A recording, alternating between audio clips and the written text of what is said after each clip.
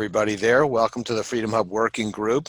Got a nice little lineup today. Today we've got a really interesting thing in place as far as our guests today, and I'm going to ask Charles Froman here to please do an introduction if you would. I would and will, Jeff, and welcome, Skip.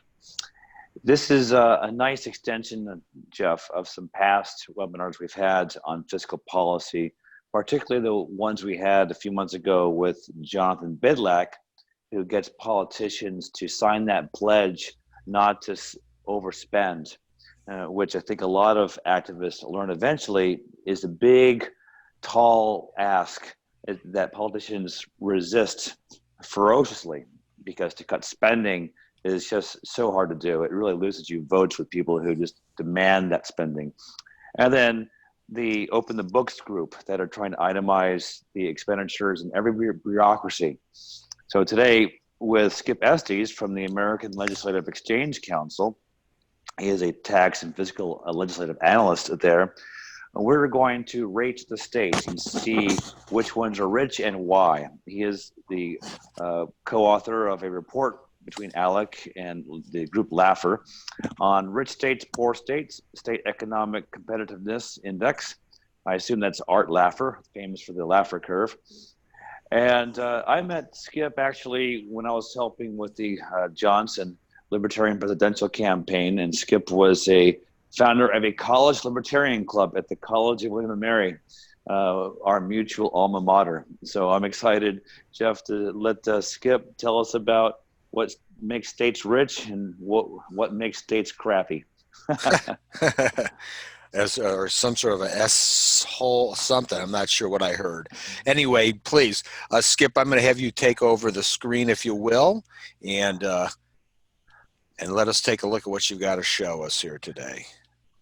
Well, thank you all so much for having me. I'm excited to talk about, which states are successful and why, which is really the crux of our publication. And we do this every year. We've been tracking state economic competitiveness this will be our 12th edition. We've already got the data out and published on www.alec.org. So if you're interested in diving in, giving a closer look yourself, we highly suggest that you do that.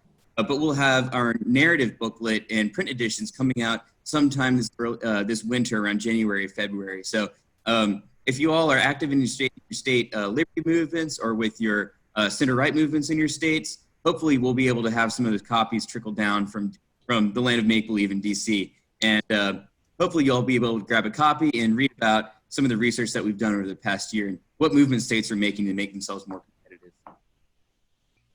All right, let me have you bring up your PowerPoint, if you will. Is it showing? No, at this point it's just the camera itself.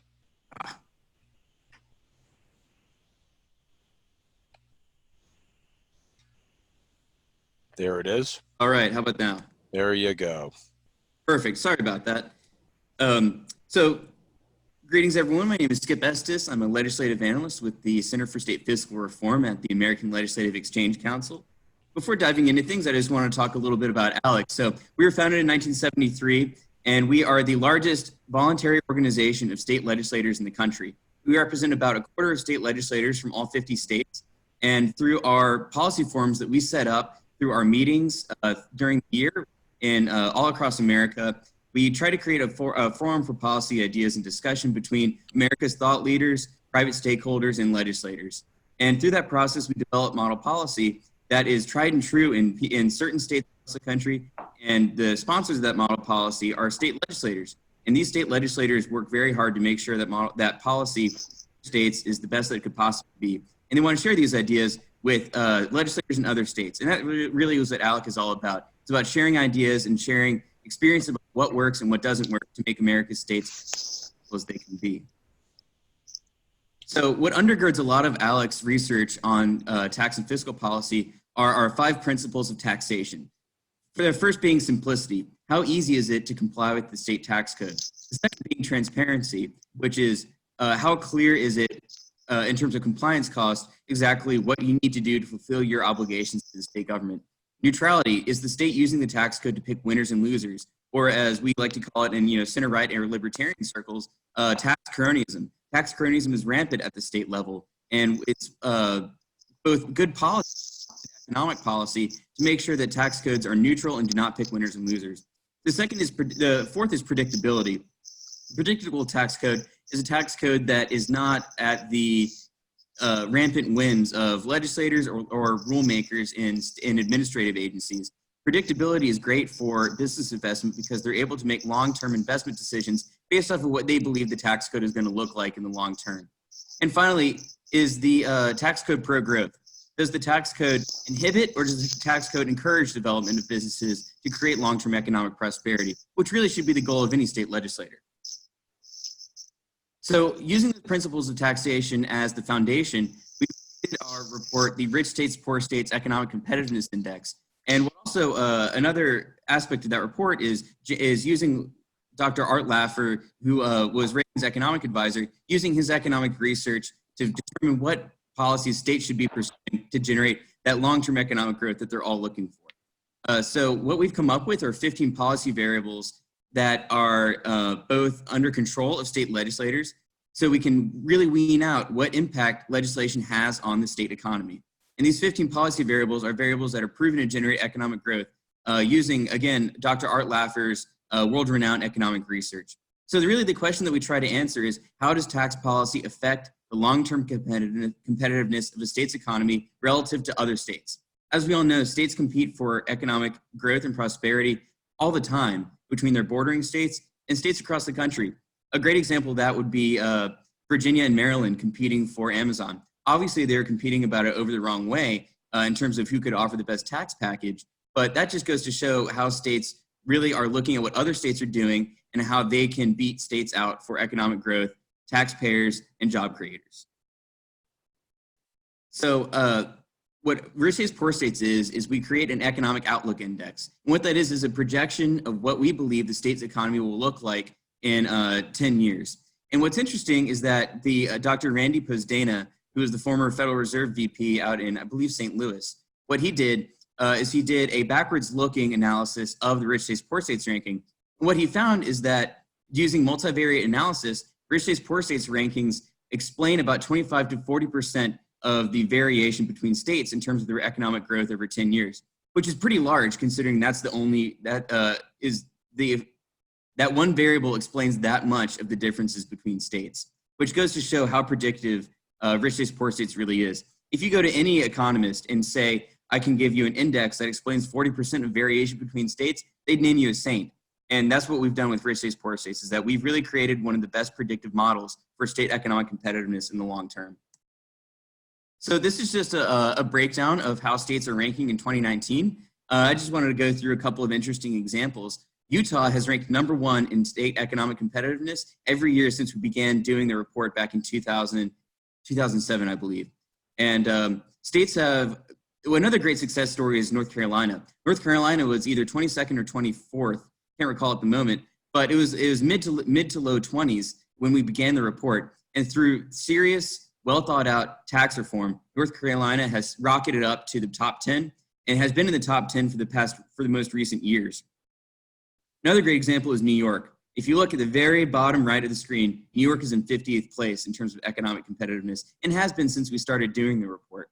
And New York also ranks nearly dead last in terms of economic performance. They have miserable GDP growth compared to other states. They have outmigration of 1.3 million people over the past decade to states with more competitive tax codes. And when you look at the AGI migration data, what you find is that a lot of those people in New York are migrating to states that have favorable tax codes, like places like Texas, North Carolina, and Florida.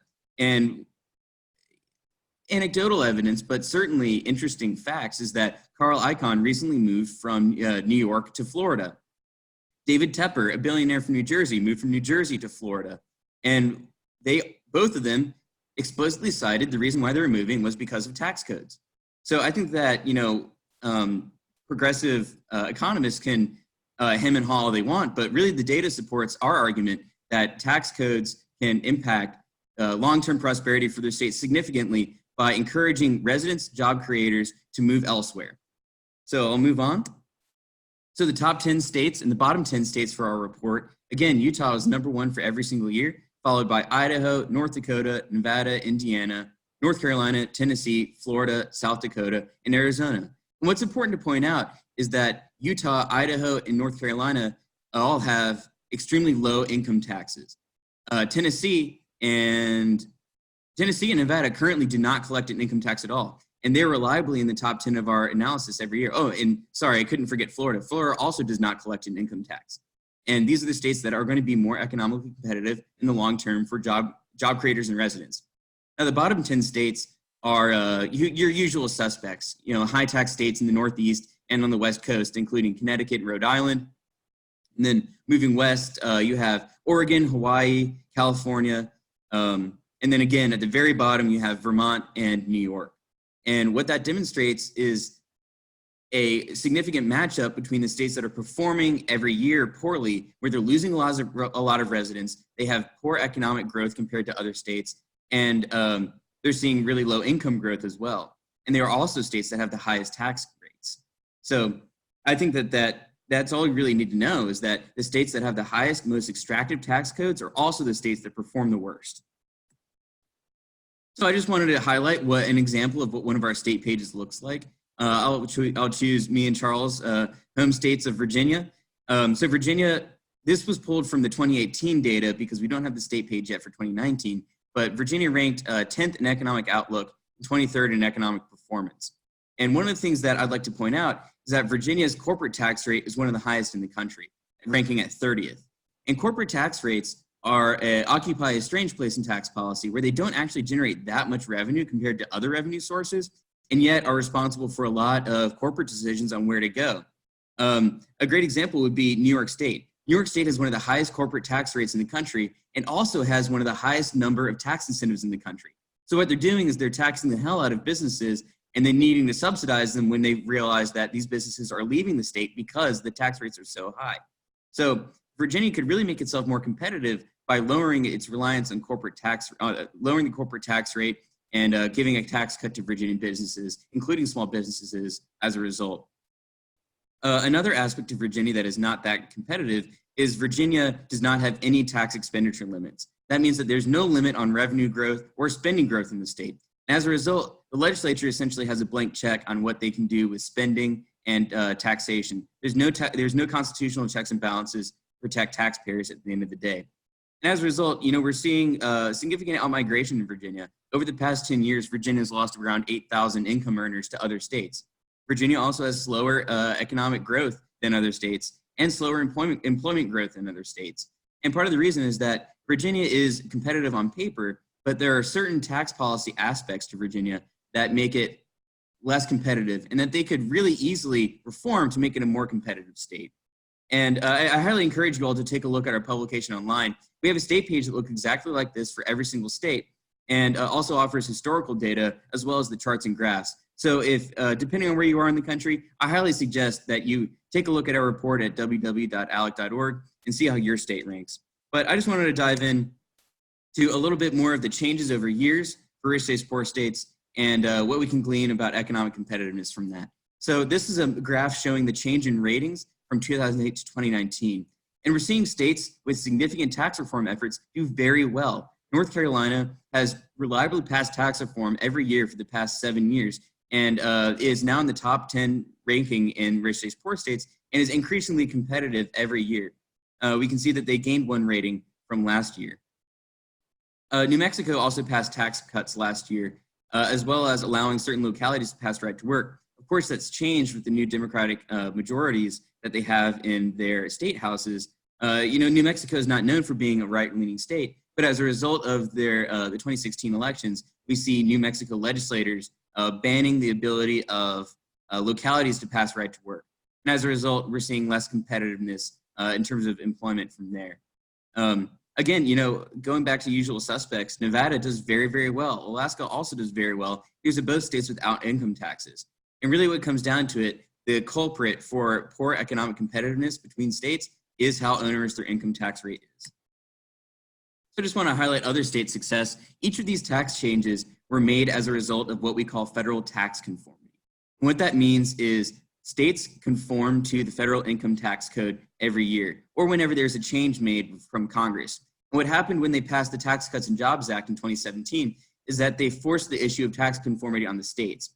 For instance, if states had conformed to every change in the federal tax code without making rate cuts like they had at the federal level. We were seeing net income tax or net tax increases at the state level, sometimes exceeding $500 million annually, which is a massive unlegislated tax increase.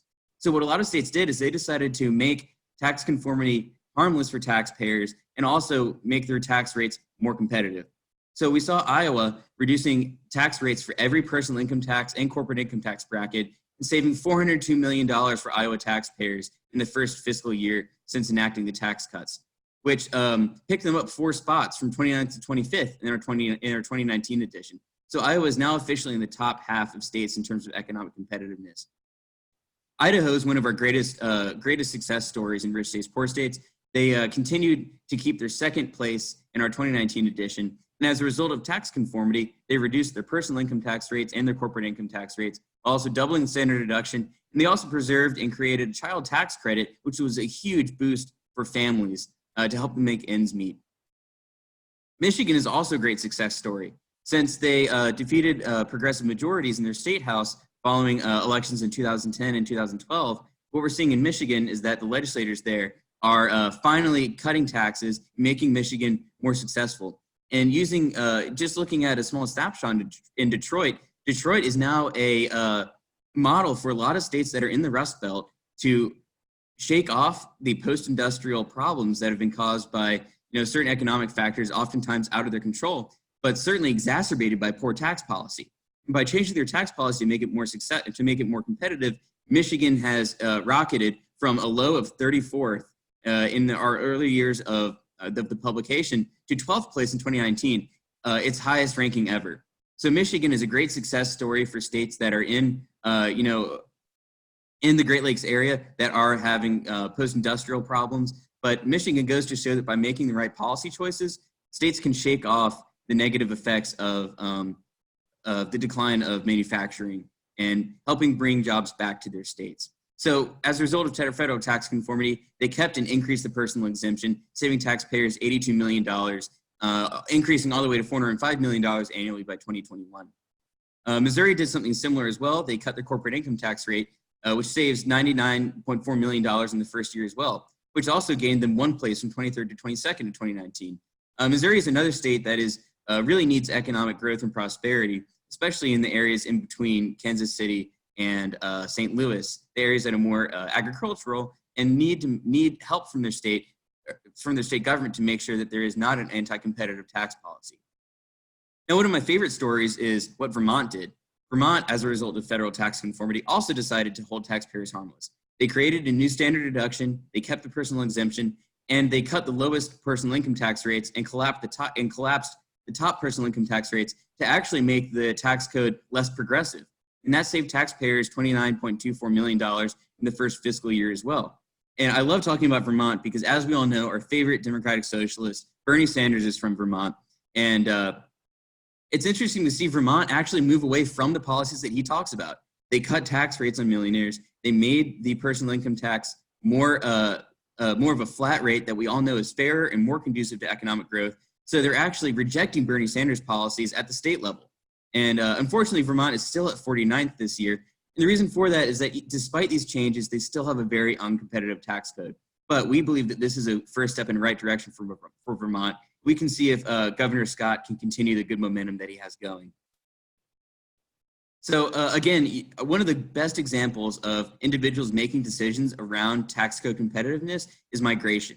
What we're seeing is people moving into no income tax states like Texas and Florida by droves. Texas has increased by 1.3 million since 10 years ago, since over the past decade.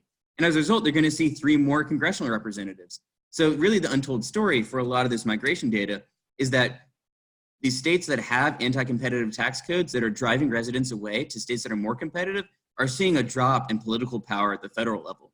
So since 1950, New York has lost 14 congressional representatives. And it's no coincidence that New York also has some of the highest tax rates in the country. And of course, some people are leaving from the Manhattan area, but a lot of people are leaving from upstate New York. And the reason why they're leaving from upstate New York is that a lot of the businesses that undergirded New York's economic growth, especially along the Erie Canal and along the Great Lakes, those businesses have been driven away by New York's tax codes.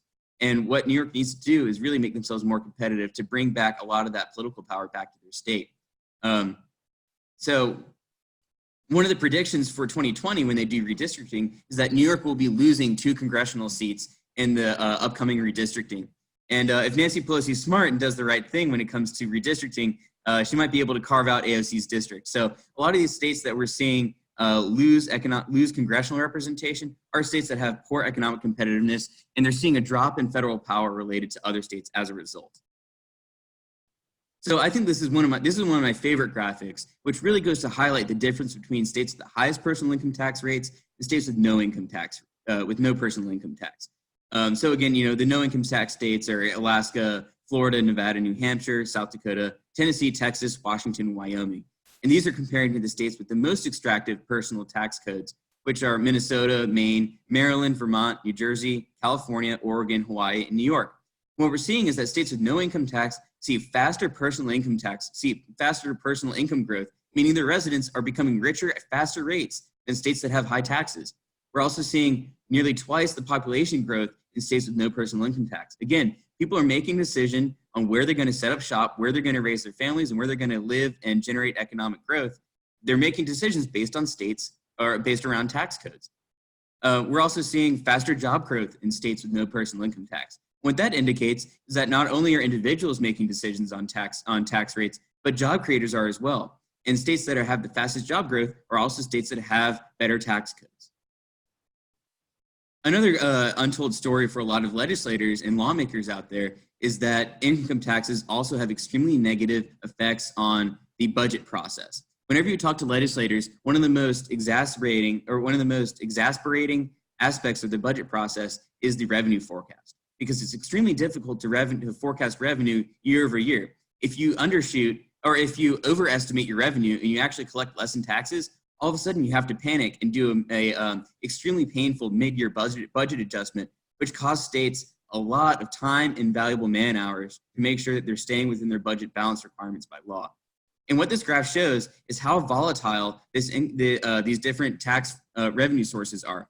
The extremely peaky graph on the left, the peaky line represents the corporate income tax. And what that's demonstrating is how volatile that revenue source is. And it's also the hardest to forecast. So what we're finding is that states that rely more on consumption taxes like sales tax, you can see how flat that line is.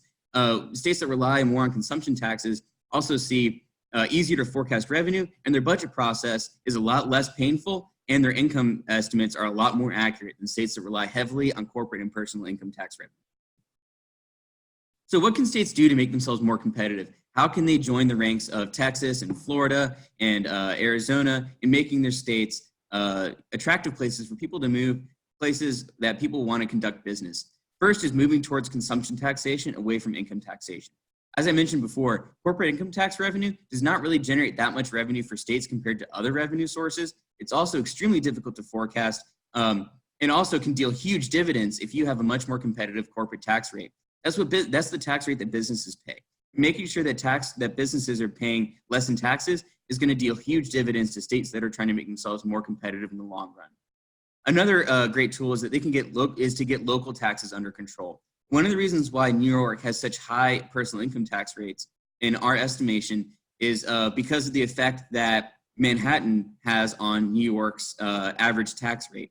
Manhattan has their own municipal income tax rates, and that drives the average income tax rate paid by New Yorkers much higher than other states. So making sure that localities are accountable to their citizens and also accountable to the state overall, and making sure that localities aren't destroying economic growth for the rest of the state is crucial to making states more economically competitive.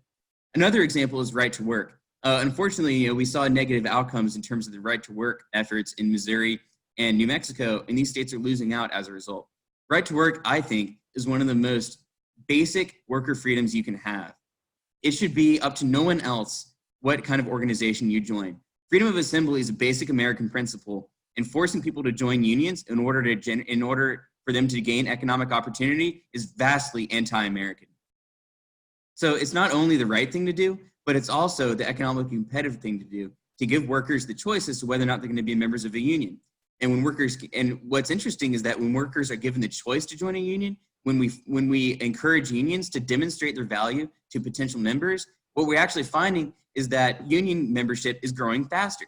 Great example is Indiana versus Illinois.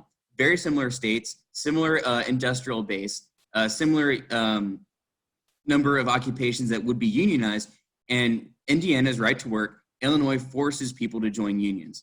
And what we're actually seeing is that Indiana union membership is growing faster than union membership in Illinois, partially as a result of businesses setting up in Indiana, and partially as a result that unions in Illinois are incentivized to demonstrate their value to potential members. And they're actually generating better outcomes for the members than unions in Illinois. Another great tool that states can make themselves more competitive is shrinking the size of state government. So trimming the fat, making sure that tax dollars paid into the system are actually going to generate outcomes for taxpayers. And again, that is a basic principle of American government: accountable government that generates outcomes and generates results. Shrinking the size of state government and giving a close look to how agencies are spending their time and money is a great way to make states more competitive in the long run. Another thing that states have to do, especially with the move towards higher minimum wages, is defeating Fight for 15 legislation. $15 minimum wages, especially in states like Illinois, where you have downstate Illinois, which has its own economic problems. $15 minimum wage only destroys the ability of low-skilled workers to get jobs. And what we're seeing, if you go into any McDonald's nowadays, especially in cities with high minimum wages, like New York City or DC, is that they're getting rid of employees and instead they're automating. So Fight for 15 legislation actually destroys the ability for low-skilled workers to get jobs, to develop those crucial soft skills that employers are in dire need of nowadays. And it traps them in a cycle of being low-skilled. But if they're able to get jobs, even if they might be under $15 an hour, they're able to get jobs, they're able to learn skills and gain experience, and they can translate that experience into higher wages later on. Another thing that states can do is to limit tax revenue and spending growth. A great example of a state that's done it right is Colorado. Colorado has legislation called the Taxpayer Bill of Rights. What the Taxpayer Bill of Rights, or TABOR, what it does is that it limits the growth rate that Colorado tax revenue can bring in, and it also limits the spending growth rate that the state government can spend. So if Colorado collects a lot more revenue than their revenue growth cap, is they're required to give that revenue back to taxpayers in the form of a refund. So it ensures that the state government is giving extremely close looks to how tax revenue is growing. If tax revenue is growing so fast that it's becoming a burden on the ability of individuals to bring take-home pay, then they're required to give that money back to taxpayers. And it also includes an initiative process. So if they do want to spend the money, or they want to spend the money on something else rather than a refund, they can put that issue in front of the voters. So it also makes taxation and spending policy a lot more accountable to everyday Americans. So I hope that you all have enjoyed this. I hope you all have taken something from my presentation today, but I encourage you to go to www.richstatespoorstates.org to take a look at our most recent economic data and to look and see how your state ranks. And one thing that's a really interesting tool is, if you guys are policy nerds like I am, you can go to the Adjust Policies button on your state page, this red button right here. And if you look at the Adjust Policies button, you can click on that and then change the input data for income tax rate, for right to work, or property tax burden. You can see how those policy changes generate outcomes for your state's economic competitiveness. So if you want to figure out how you can make your state more competitive, or if you have any great ideas you'd like to share with legislators, I encourage you to go to our website, www.richstatespoorstates.org, click on the Adjust Policies button, and see how your ideas can change your state for the better. So again, thank you for having me on. Here's my contact info. I hope you all reach out if you have any questions, and I look forward to hearing from you. And I'll take any questions too if you all have them. Okay, that was great, Skip. I have to say that that little tool at the back end there, that's a nice little treat. What a clever idea that is. I was going to say, of all of the stuff that you've been charting, and it's been a long time already, so you can see trends, and obviously you can see the states that obviously move themselves forward. How long do you think the states that have been continually performing poorly can hang on before they're going to be obligated to do it, whether they sort of want to or not? Well, I think one of the biggest thing that is going to be coming up now is state pension obligations. That is looming large on states like New Jersey, Connecticut, and Illinois. These are also the states that are in the bottom 10 of economic performance and the bottom 10 of economic competitiveness. And the problem is that if they continue these tax and spend policies that drive residents away to other states, what we're going to see is that they don't have the tax base to pay out their constitutional obligations to retirees. And another topic that our team gets involved in is pension reform, making sure that state public employees have the retirement that they've become from the state legislature, and that they have a safe and reliable retirement. And when these states drive away taxpayers, they're destroying their tax base, and they're destroying the safe and secure retirement that every public employee deserves. Very good. Charles, I see you had your hand up. Thanks, Jeff and Skip. Fantastic presentation. You know, I think a lot of policy folks and activists realize that, you know, if we can devolve a lot of DC stuff down to the 50 states, then we've got them. Then we can really force these kleptocrats in the states to compete with each other to avoid losing our businesses and residences to other states. If it doesn't take too long, as Virginian, you know, right near us in Tennessee is a income tax-free state, and you mentioned North Carolina being so good on cutting taxes. We have local business and professional licensing taxes here locally, which are really annoying. And would it be quick for you to go ahead and press that button you highlighted for Virginia to see what would happen if we abolished the state income tax? How long would that take you? Yeah, I mean, I can dive into that right now if you let me. If it's all right. Go ahead. Yeah, go ahead and do that. And while you do, I'll have a follow-up question. Tell me about some of the legislators that are with you at your conference.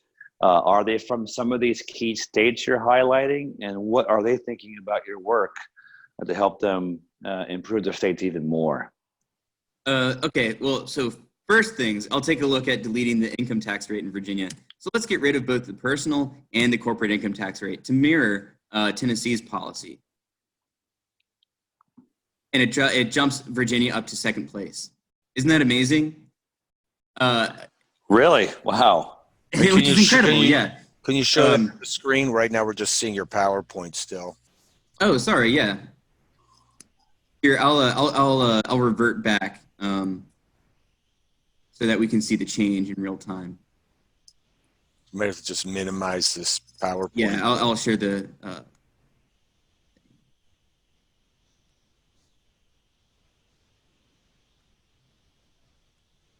Can you see it now? Yes. Perfect. All right, well, I'll just delete this, make it 0. Delete this, make it 0. Rockets Virginia up to second place. And that really demonstrates how important income taxes are when it comes to economic competitiveness. These are the taxes that encourage individuals to move to places like Texas that doesn't have a income tax, or places, or for that matter, like you said, Tennessee that doesn't have an income tax. North Carolina has an extremely low income tax, and it's only getting lower as a result of actions from the legislature. But one of my favorite examples, again, you know, talking about Virginia, I love to talk about Bristol, Tennessee versus Bristol, Virginia. It's a city that is right on the state border, and State Street is the state that goes right down the border between Tennessee and Virginia. And if you go down State Street, what you see is that the Tennessee side is lit up with neon signs, businesses, restaurants, breweries, shops. The Virginia side has abandoned buildings, vacant shop spaces, broken windows, and the reason why is that people can move to live in the Tennessee side and they can earn income there and not pay taxes on it. And it's very simple calculus that people are doing, and Bristol is a fantastic microcosm of state economic competitiveness, that people on borders make decisions based on the margins. Living in Tennessee brings them more take-home pay, there's more economic opportunity than living on the Virginia side of State Street. It's interesting. I can relate to that because, as it turns out, where I'm at a house that we're actually getting out of, this one road, one side is one city, as it were, a little tiny suburb, and the property tax is double.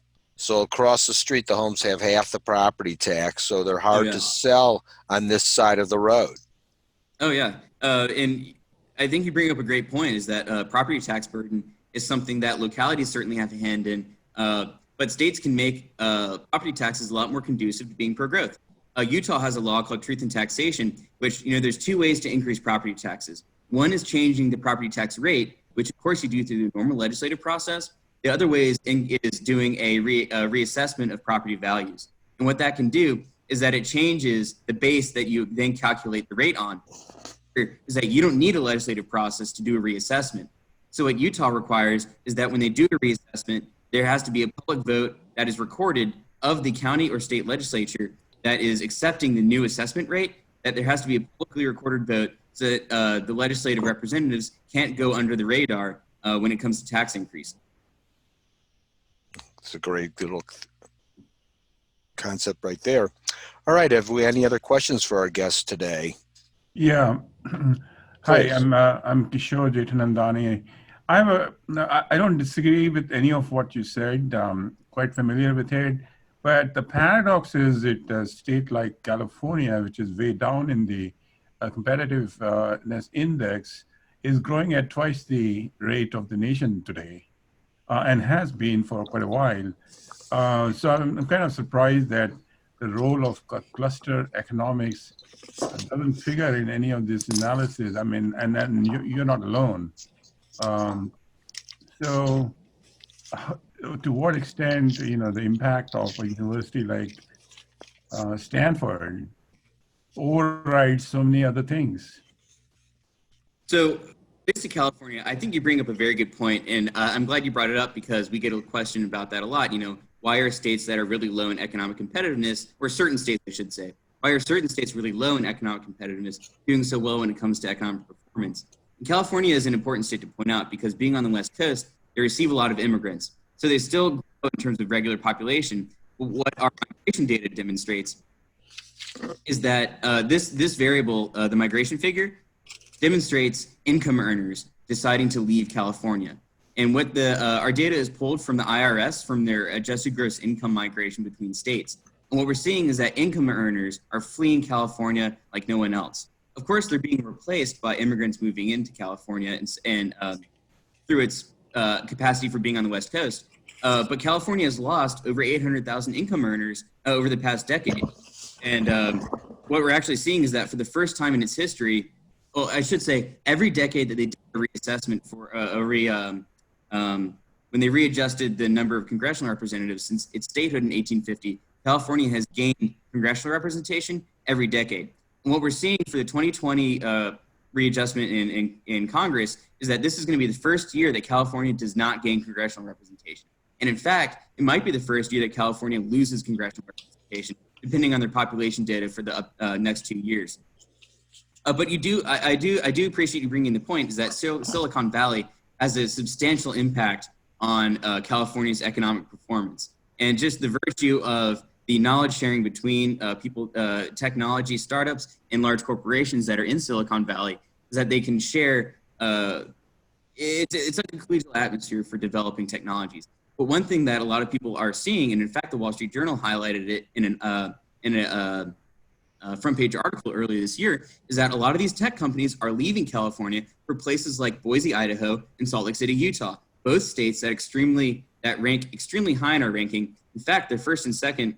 So Utah's first, Idaho's second, first and second respectively, and they have extremely low tax rates. Sorry, wrong state. They have extremely low tax rates.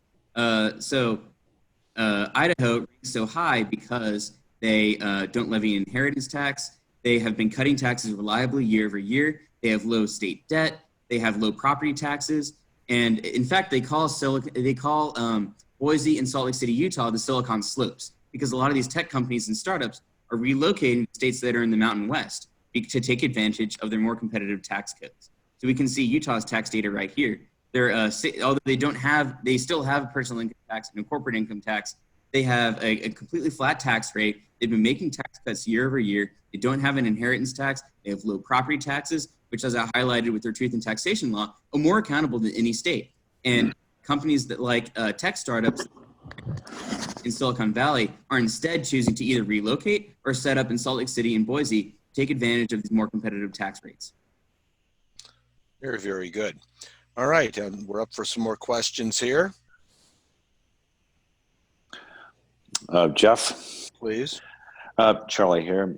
The other half of my question, a bit back, Skip, what are some of the politicians you have there with at your conference? And why don't you describe your conference and what you hope to get out of it and why politicians are coming to attend? and what they think about your report. Well, so our report is one of the most popular economic publications. We distribute it to our membership in every state, so the ALEC legislators that become members.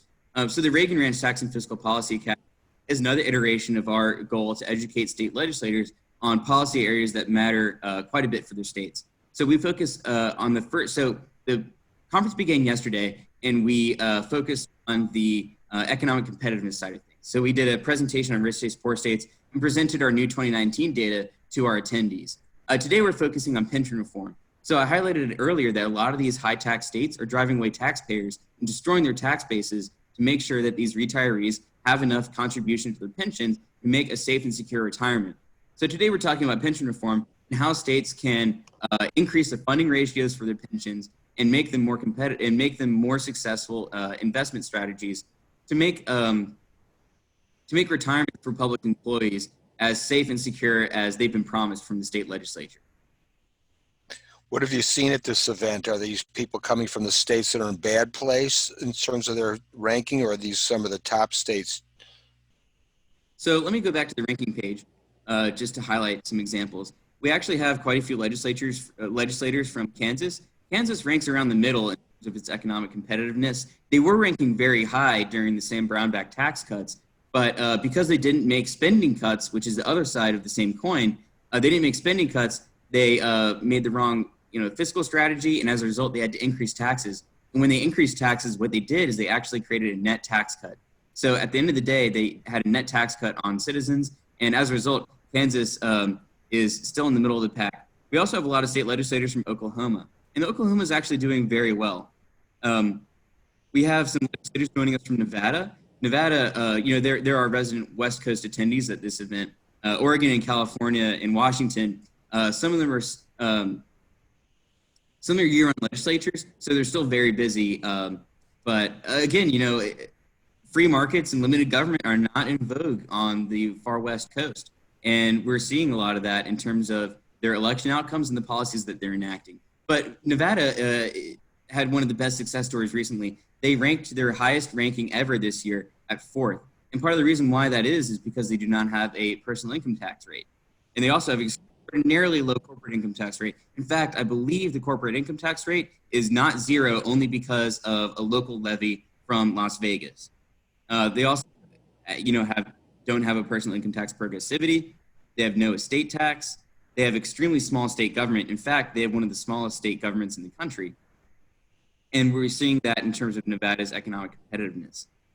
We also have legislatures from, just thinking through the list right now, from Missouri. Missouri ranks pretty well. They would do much better if they had stayed on enacting right to work and protecting worker freedom, but unfortunately that didn't come to pass in terms of their policy developments. We also have state legislators from Arkansas. So we have nearly every region represented except for the far Northeast and the far West Coast. And again, that's because a lot of these ideas of, tried and true free markets and limited government, these are not popular ideas right now in those sections of the country, which is, certainly not, especially for states like Connecticut, which is actually our worst performing state in terms of economic performance. You're seeing, and keep in mind, these migration figures are absolute. They're not relative percentages. So losing nearly 200,000 people over a decade for Connecticut is a significant portion of their population because it is such a small state. They also have the third lowest GDP growth since 2007. And in fact, Connecticut is still not at what it was before the 2008 recession. And part of the reason for that is that they pursued economic policies that are driving businesses away. A great example is General Electric, which was well known for being the Connecticut employer. General Electric was famous in Connecticut and famous in the Northeast for its position there. But General Electric actually left Connecticut and they cited taxes as the reason why they left. General Electric left Connecticut for Massachusetts. So another high tax state, but what they're seeing is that, again, cross-border state economic competition for job creators. Connecticut drove away one of its largest employers to a state that doesn't even have that low taxes, purely because it insisted on pursuing a high tax economic policy. Have you seen them make any attempts to reverse that, being at the bottom of the list like they are? Given their recent election of Governor Ned Lamont, we also have another report which I highly suggest that you all look at called the State of the States. And what we do is an analysis of the tax and fiscal policy suggestions in each governor's State of the States report. And based off of Governor Ned Lamont's suggestions, it doesn't look like Connecticut has any plan to abandon their extractive tax policies anytime soon, which is unfortunate for Connecticut taxpayers and job creators. Sadly, I would agree. Charles? Sure. Skip, how can we help you in terms of ALEC members who are pushing some of your recommendations in the states this coming year? Do you have any particular changes in tax law or fiscal policy that you're especially focused on, or specific states or specific legislators? Do you guys send out alerts? Oh, sorry, go ahead. I was just saying, in addition to that, do you also send out alerts or some other mechanism used to put people on notice to help react to what's going on for you? Oh, yeah. Well, ALEC is a 501c3 organization, so we're primarily educational. So what we do is do this research and we present it to state legislators through our state trips throughout the year during legislative sessions.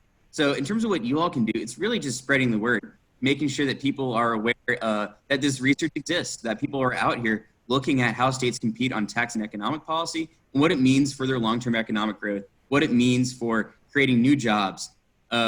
So again, I highly encourage you all to go to www.alec.org, www.richstatespoorstates.org, look to see how your state ranks, and play around with our data a little bit to see what changes can be made in your state to make it more economically competitive. Very good. Well, I want to tell you thanks for being here today. That was really very exciting and informative, to be sure.